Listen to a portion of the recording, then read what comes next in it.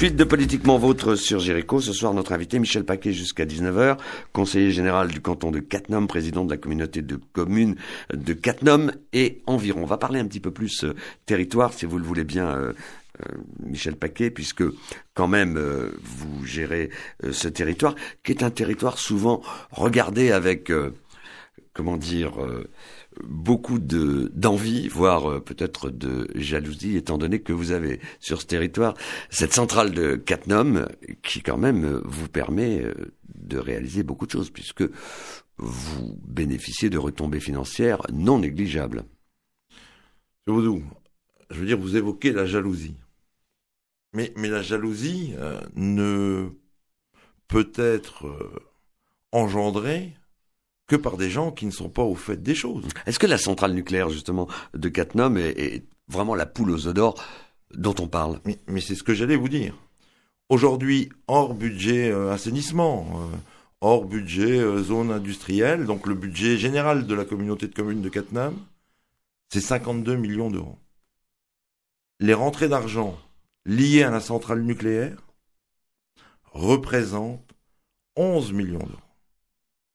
8 millions au titre de l'ancienne taxe professionnelle et 3 millions et demi au titre d'une taxe sur le foncier bâti qu'on a mis en œuvre, que j'ai souhaité qu'on mette en œuvre il y a 2 ans ou 3 ans, lorsqu'on était dans le flou de la réforme de la taxe professionnelle.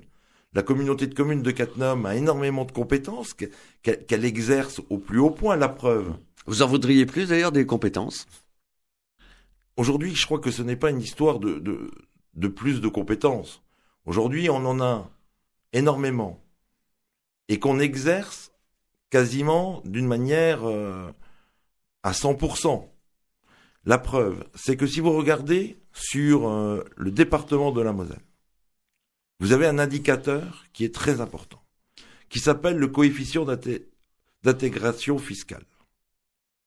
Donc plus que ce coefficient va se rapprocher du chiffre 1, mieux la collectivité va exercer ses compétences.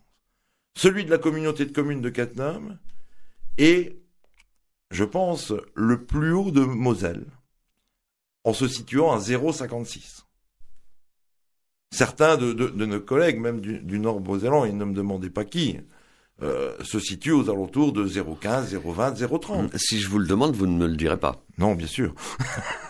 Donc voilà, je veux dire aujourd'hui, la communauté de communes de Cattenom, pour répondre complètement à votre question, est une communauté de communes qui, certes, a un équipement important sur son territoire, mais cet équipement représente 20% du budget de la collectivité. Ce qui veut dire que les services que les habitants ont sur le territoire de la communauté de communes, je veux dire, sont aussi en partie financés par les habitants de ce territoire. Alors après, vous pouvez regarder, bien sûr, il y a les dotations de l'État, il y a des subventions des uns et des autres, mais la manne centrale nucléaire représente 20% du budget de la communauté de communes. Eh ben voilà, c'est dit. Michel Paquet, justement à propos de la centrale de Cattenom, ça fait souvent débat en termes de sécurité. Pour vous, vous avez toutes les assurances de la part des personnes et de EDF en matière de sécurité, ou de temps à autre vous vous interrogez ? Monsieur Baudou, je suis aussi papa, j'ai des enfants, mais je continue à habiter ce territoire. Vous imaginez bien qu'entre le fait d'être entre guillemets, un adulte citoyen responsable, si j'avais le moindre doute sur la qualité du travail effectué par les agents du CNPE de Cattenom, si j'avais le moindre doute sur la sécurité qu'il pouvait y avoir à Cattenom, je ne resterais pas, ou au moins, j'inviterais tous les êtres qui me sont chers à quitter et à s'éloigner du territoire de la centrale. C'est le discours que vous tenez quand vous rencontrez vos voisins luxembourgeois avec qui vous entretenez de très bonnes relations ? Alors effectivement, on entretient de très très bonnes relations. On a juste un désaccord, c'est quand on évoque l'industrie nucléaire. c'est le discours que je tiens, et d'ailleurs, on les a déjà invités, et moi-même, en tant que maire de Zoufgen, nous sommes très amis avec les élus de Rosaire. Il y a une dizaine d'années, nous avions invité le conseil municipal de Rosaire à venir visiter les installations. Je crois que pour eux, c'est avant tout une histoire de philosophie. Alors, je veux pas dire, et ne me faites pas dire que le nucléaire n'est pas dangereux. Je suis d'accord. Quelle est votre position d'ailleurs là-dessus Je suis d'accord qu'on réfléchisse à éventuellement demain à en sortir. Je suis d'accord, le nucléaire, c'est pas neutre. On doit réfléchir à y sortir. Mais on ne doit pas en sortir pour faire plaisir à des alliances politiques. Je pense notamment entre les engagements du Parti socialiste et de leurs amis écologistes. Aujourd'hui, fermer Fessenheim serait une hérésie économique. Et lorsque Fessenheim sera fermé, forcément, on risque d'avoir nos voisins allemands, luxembourgeois, qui vont mettre un peu de pression pour qu'on ferme Cattenom. Donc, je crois que sortir du nucléaire doit être le leitmotiv des élus, des citoyens, parce qu'il y a aussi le côté environnemental du traitement des déchets, de ces choses-là, quoi. Sans parler de la sécurité.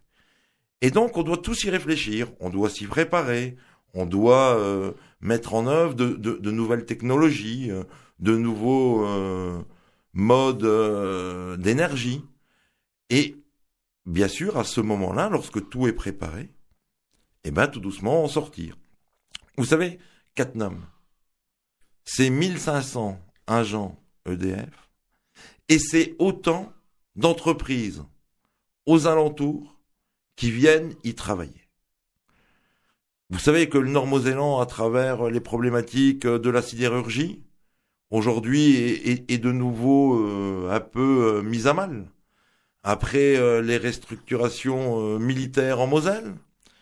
Et donc s'attaquer d'emblée sur des sites où, à ma connaissance, il n'y a pas plus de risques que ça en direct, c'est quand même un mauvais calcul économique, surtout dans cette période houleuse. Alors on referme ce dossier concernant la centrale de Cattenom. Et puis, bien, on ouvre un autre dossier dont vous avez beaucoup parlé il y a quelque temps. C'était déjà l'année dernière, vous aviez communiqué dessus. C'est ce projet d'abattoir. Alors, où en est-il, ce projet d'abattoir auquel vous vouliez donner d'ailleurs un poids important? Alors, je souhaitais, et c'est bien de le rappeler, lui donner un poids important. Mais pourquoi? Parce que... Aller au-delà même de l'espace lui-même où l'on abat les bêtes, et en faire quelque chose qui soit un concept complet, avec peut-être des ventes beaucoup plus directes au public. Enfin, je schématise, vous allez peut-être nous expliquer tout cela, Michel Paquet. Donc aujourd'hui, et à l'époque, je souhaitais qu'on lui donne un poids plus important. Aujourd'hui, ce poids plus important, il l'a. Le projet, même si Michel Paquet le suit, aujourd'hui, je ne le suis plus en tant que... président de la communauté de communes de Cattenom, et où Cattenom aurait porté seul ce projet, je le suis au titre d'un des projets du G6 du Nord-Mosellan. Est-ce que l'idée d'implanter un abattoir en Moselle-Nord était pertinent en termes d'implantation? Vous savez, M. Baudou, aujourd'hui, lorsque Michel Paquet fait son travail d'élu, il est sur le terrain. Et lorsqu'on est sur le terrain, les problèmes vous remontent en direct. Nombreux agriculteurs sont venus me trouver en me disant « Mais tu te rends pas compte, à Metz, ils vont fermer... » Parce que à la base, c'est quoi? C'est la fermeture de l'abattage de la filière porcine sur Metz, qui fait que les agriculteurs du Nord-Mosellan, mais aussi ceux du plateau et tournés vers la Meurthe-et-Moselle, doivent faire énormément de chemin, aller vers Sarrebourg, dans la Moselle-Est, au fin fond de la Moselle-Est, ou alors aller vers le Luxembourg ou l'Allemagne. Et là, deux problèmes. En cas de problème d'épidémie, les frontières sont fermées. Donc vous imaginez l'agriculteur qui aujourd'hui a fait de son travail un outil où il parle pas de rendement parce que il fait du bio, parce qu'il est très attaché, parce que les agriculteurs, surtout les jeunes qui se lancent, ont du mal à trouver des terrains. Donc ces agriculteurs, pour deux porcs, pour 3 chèvres, 4 moutons, devoir aller mettre en place, passer toute une journée et se déplacer pour aller faire abattre quelques bêtes. Je veux dire, on a évoqué l'environnement à travers la centrale nucléaire, mais lorsqu'on envoie des tracteurs se déplacer, lorsque tous ces gens perdent du temps, ce n'était pas la solution. Et donc, l'idée de l'abattoir dans le Nord-Mosellan était d'optimiser les filières courtes. Ça, c'était la première des choses. Répondre à la problématique de la fermeture de la filière porc sur Metz, favoriser la filière courte. Et à partir de là, forcément, nous avons lancé une réflexion sur quel abattoir. Donc aujourd'hui, il y a des choses qui sont arrêtées. Donc, la filière abattage est arrêtée. La chambre de maturation, vous savez que la qualité de la viande dépend aussi du temps où elle va pouvoir rester dans cette chambre de maturation. Donc, la chambre de maturation est arrêtée. Et je dirais que de grosses discussions ont eu lieu. Alors, pas grosses par leur... mais parce que chacun des corps de métier a défendu le projet. Je parle de l'atelier de découpe. Et je pense à nos amis bouchers, charcutiers. Qui avaient leur mot à dire également. Qui avaient leur mot à dire, qui ne voyaient pas forcément cette arrivée d'un bon œil. À la limite, voir une concurrence déloyale. Puis d'un autre côté, on avait ces agriculteurs qui vendaient à la ferme, qui eux ne trouvaient pas de boucher. C'était un comble. Donc je crois que cette discussion a aussi permis, à travers l'association d'agriculteurs qui s'est mise en place, à travers les interventions de Christian Nozal, et bien sûr, parce que là j'ai dit que c'était pas le rôle des élus d'arbitrer ce positionnement, et que ils avaient tout intérêt à jouer gagnant-gagnant. Et donc l'application de la chambre d'agriculture, de son directeur, qui a permis que les agriculteurs, les bouchers, se rencontrent et discutent. Et je crois qu'aujourd'hui, l'atelier de découpe est sur de bons rails. Alors où est-ce que vous pensez le positionner justement en Moselle-Nord? Vous avez déjà quand même votre petite idée, non? Donc aujourd'hui, comme il n'est plus porté seulement par la communauté de communes, mais par l'ensemble du G6, par l'ensemble des élus de la Moselle-Nord, comme vous le dites, à mon sens, il faut qu'il soit, entre guillemets, au sud de Thionville, entre Thionville et Metz, de manière à permettre à l'ensemble des agriculteurs de pouvoir y venir sans parcourir là aussi des kilomètres et des kilomètres. En termes de financement, comment on va pouvoir le financer? Écoutez, vous savez qu'au sein du G6, on est en train de travailler sur un ensemble de dossiers. Je parle d'une grande salle, d'un grand lieu culturel sur le Thionvillois. Je parle du futur port d'Illange. Donc tous ces équipements-là, à un moment donné, chacun devra y contribuer. Et donc aujourd'hui, je peux pas vous dire exactement quelle répartition il va y avoir sur l'abattoir. Mais en tous les cas, ça sera le même mode de répartition et de financement que pour les autres grands équipements que le G6 veut engendrer. Quel horizon? Alors écoutez, aujourd'hui on est en train de finaliser les études. Une fois que les études sont finalisées, que le lieu est défini, il va falloir déposer un permis de construire. Ce permis de construire, parce que c'est pas un équipement neutre, va quand même nécessiter 3, 4, 5 mois de réflexion de tous les services de l'État. Hein. Moi, j'espère que le premier coup de pelle officiel pourra être tout de suite donné premier trimestre 2014. Michel Paquet, le temps passe très vite, on arrive quasiment à la fin de l'émission, on n'a pas encore parlé de l'avenir de Rodemack. En un mot, d'abord un petit dossier, enfin c'est un petit peu plus anecdotique, quoique ça vous ait posé des problèmes depuis quelques années, c'est la piscine de Brijstroff, cet espace qui s'appelle Cap-Vert. Vous avez eu des soucis avec le bâtiment, vous en êtes où là, vraiment en quelques mots? Bon, en quelques mots, il y a eu effectivement des dégâts sur une partie avancée du toit qu'on appelait la casquette. Donc aujourd'hui, vous imaginez bien qu'on est sur des travaux de l'ordre de 2 millions et quelques d'euros, qu'il y a eu des batailles d'assurance. Donc 50% de cette problématique est réglée. Et janvier et février 2013, les travaux commence sur le site de la piscine à Brijstroff. Alors on termine cette émission avec un autre dossier. Là aussi on a assez peu de temps, mais c'est quelque chose dont on sait que ça vous tient à cœur. C'est l'aménagement de la citadelle de Rodemack. Vous en avez fait un dossier important que vous suivez, même d'après ce qu'on m'a dit, de façon très personnelle. Vous avez un œil là-dessus. C'est quoi la finalité du projet ? De façon courte. Vous savez, dans ce projet de Rodemack, il y a deux choses. On pourrait s'arrêter à l'étape 1 qui serait de la restauration. C'est-à-dire, on sauve le patrimoine.